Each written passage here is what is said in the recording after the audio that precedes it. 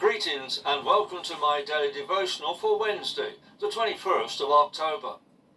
Our reading comes from Hebrews chapter 2 and verses 13 to 16. And again, I will put my trust in him. And again, look, I and the children whom God gave to me. Therefore, since the children are flesh and blood, he also came and shared the same nature. This was so that by his death, he should destroy the one who has the power of death, that is the devil, that he might release those who lived as slaves through the fear of death. Of course, it is not angels that he helps, but he helps the offspring of Abraham.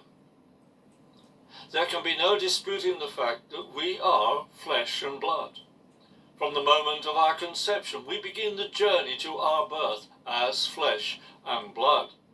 We have a body which is made up of the flesh on our bones and the blood that circulates around our body, keeping us alive and active.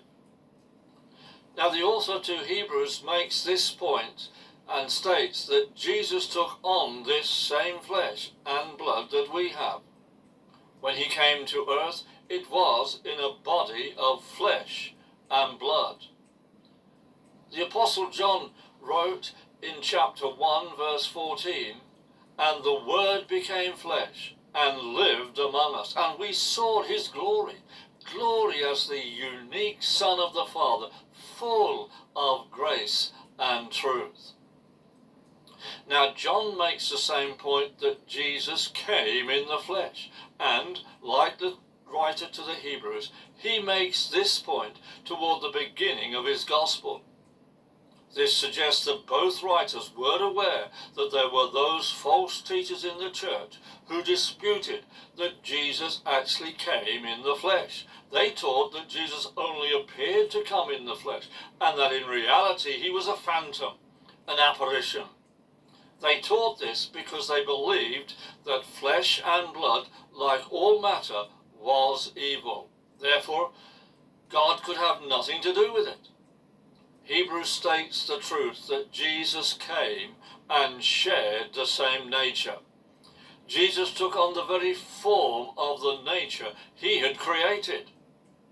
David spoke of our creation when he wrote in Psalm 139 verse 14, "Thank you for making me so wonderfully complex. Your workmanship is marvelous, and how well I know it." Let us give thanks to God that Jesus walked this earth in a human body of his own creating. Give thanks to God for the body he has created for you.